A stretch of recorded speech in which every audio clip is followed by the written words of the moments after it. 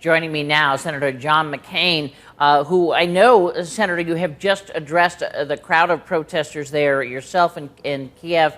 What is it you're trying to do here? Hopefully what we're trying to do is bring about a peaceful transition here that would stop the violence, would give the Ukrainian people what they unfortunately have not, with different revolutions that have taken place, a real legitimate society. This is a grassroots revolution here. It's been peaceful except for when the government tried to crack down on them, and the government hasn't done that since. But I'm praising their ability and their desire to demonstrate peacefully for change that I think they deserve. There has been talk about the semi-Cold War undertones to this protest. What do you think Vladimir Putin is trying to accomplish here? What's been his role? Well, there's no doubt that Ukraine is of vital importance to Vladimir Putin. I think it was Kissinger, I'm not sure, said that Russia without Ukraine is an Eastern power, with Ukraine it's a Western power. This is the beginning of Russia. It was right here in Kiev. So Putin views it as the most highly important, and he has put pressure on Ukrainians.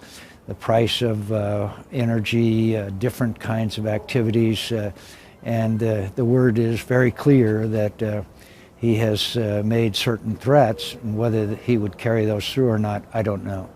When you look at the totality of Putin's actions over, say, the last year, things he has done with and against the United States, what is the end game for him? Is this part of it?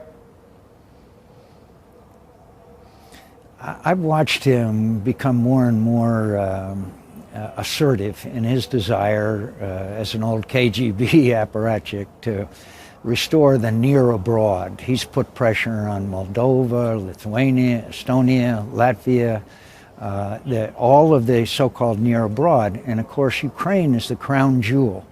And his efforts here, including keeping his naval base in Sevastopol, has been part of it. So there's no doubt that he is very much interested in this sphere of influence. As far as his other activities are concerned, as we work with the Russians to remove the chemical weapons, there are flights of aircraft that are landing in Damascus as we speak with conventional weapons that are slaughtering the Syrians, which is something that I just find appalling. So I think he is assertive. I think that he is now a player in the Middle East, which he has not been since 1973 when he was thrown out when the Russians were thrown out by Sadat. And I think he's realizing, thanks to our weakness, some of his ambitions. We should tell people the noise that they're hearing right now are the demonstrations that continue to go on. Let me ask you this about the U.S. role. I know that you have wanted the administration perhaps to consider sanctions, something to help boost the anti-government protesters. The question to you is, while we're trying to work on so many things with the Russians, for instance with Iran and in Syria, is this really a good time for the U.S. to be taking on Russia? Well, I don't think that we would be taking on Russia. And by the way, I am very pleased with Secretary Kerry's statement, our Deputy Secretary Victoria Nuland, who was here. Look, these people love the United States of America. They love freedom. And I don't think you could view this as anything but our traditional support for people who want a free and democratic society. We're not talking about military action. We're not talking about blockades.